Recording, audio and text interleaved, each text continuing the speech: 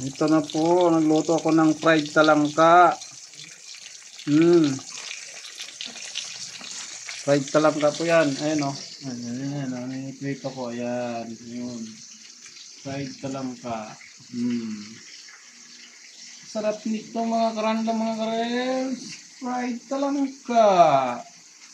Yan ang aming pupulutan ngayong gabi. Sa kanin.